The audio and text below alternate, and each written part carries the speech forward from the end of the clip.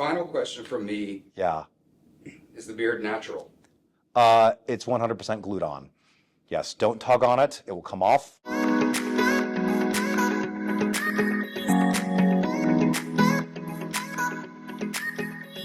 Right on. My name is Nathan Klose, the VP of Davidson Labs. A little about myself. I have a varied and sundry background.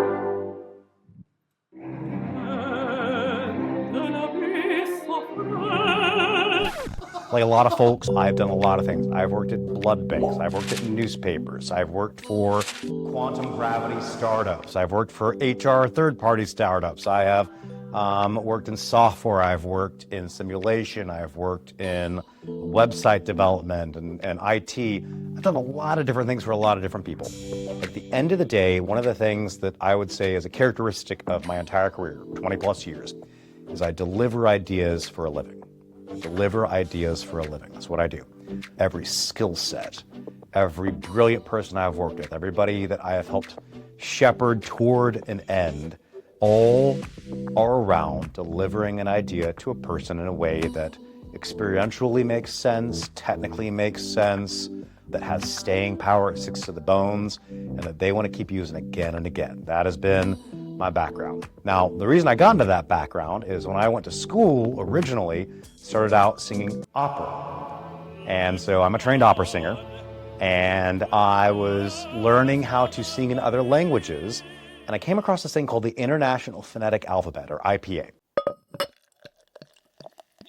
Great drink, and also a really interesting way to learn how to pronounce something that you didn't natively speak.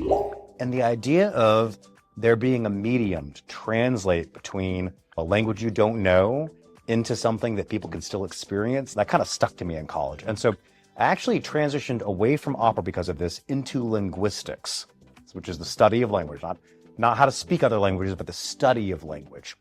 And from there, I got really early on, this was the early 2000s, heavy into, at the time, what was known as computational linguistics, which now is under the much larger banner of natural language processing. So if you ever hear NLP or AI knowing how to understand your words or understand language or computer vision, understand the characters in something like that, right? That's all kind of under the big banner of what was called computational linguistics at the time. I did a lot of early algorithmic work in computational linguistics with probably maybe 12 or 13 PlayStation 2s networked together in a giant cluster of compute, right? To get to a state where we could have a less biased ability to translate poetry from one language to another. Because what I was interested in was the ground truth data around a poem going from French or Mandarin or Russian to English, right? Oftentimes when you're a poet and you do poetry translation, you work with a translator, and that translator has bias. And so I was interested in algorithms that were developed back in the 60s and the 70s. Like the math was there. We just had only recently gotten to the compute capability to see if we could help poets translate poetry more authentically. So this synthesis of art and experience that people have, paired with technology and deep esoteric things like algorithms, right?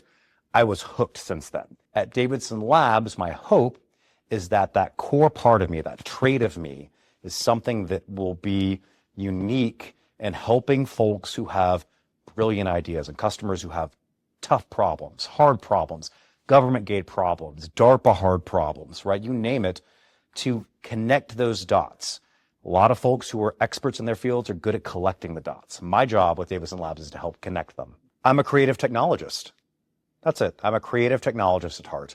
I am a technologist insofar as you can throw me at algorithms and systems and technical things that autodidactically I just take on and learn, right? I am polymath adjacent. I learn about a thing, I get really excited about it, I dive into it. I work with other people who are really excited about the thing, right? What I want to understand is why you care about it. Because your motivations, the things that motivate you about it, pull that out from way behind the curtain of the technical side. Because there's a reason why you care about it. And as a creative technologist, that has been my game for the last 8 to 10 years, right? Great example of this is I did a lot of work in a field called spintronics, which has everything to do with electron spin and you name it, right? We were part of the space economy, space 2.0 economy. We're going to mine asteroids and make lots of money. I didn't have to have 2 grad degrees in quantum physics to be able to talk with folks that have the chops to translate quantum for folks that don't understand quantum, right? But really, it's not just translating, it's applying vision to technical capabilities to see a return on them, to give it a big bear hug and say, you know what? I'm going to make sure that the engine of this is not just an engine. This is a whole car. There's going to be a mechanism that helps us operate with the steering wheel to drive it the way we want. There's going to be fuel for the car. There's going to be a stick shift to help us shift gears when we need to, right? This is going to be a vehicle that drives us internally to build things that make vision out of just capability, that provide productization, product-enabled services, right? Like this has historically been a services-based company, and now we want to enable ourselves to do more and our customers to do more with products. And that's one of the things that I'm going to bring, and that's one of the things as a creative technologist has always been in my heart, right?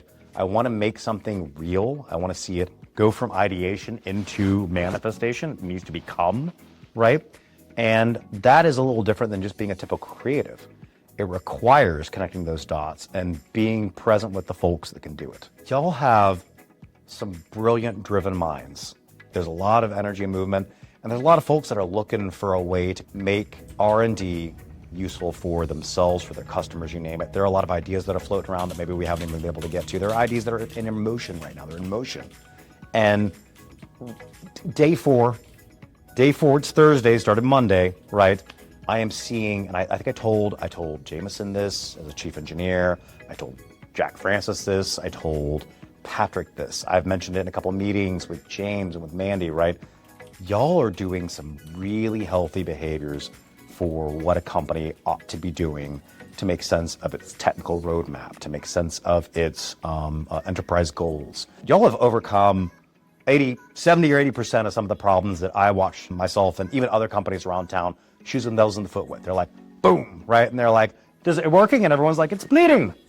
Can you help? It's bleeding. I don't like this, right? Like, I've shot myself in the foot so many times, and I came in and I'm like, oh, there are no holes in feet.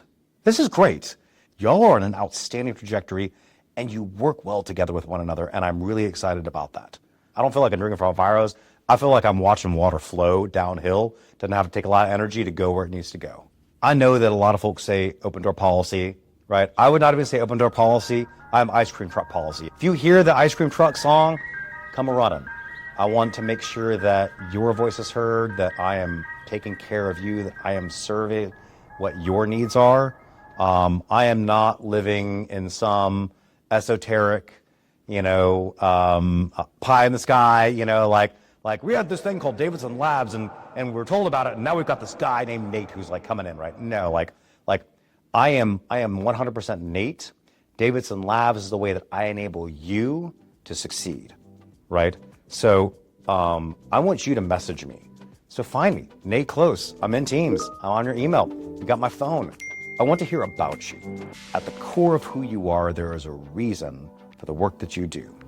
And if we can find where all of the intersections are for that, that's where Davidson Labs is going to come in and make things better for you and for your customer, for the warfighter, for the company, right?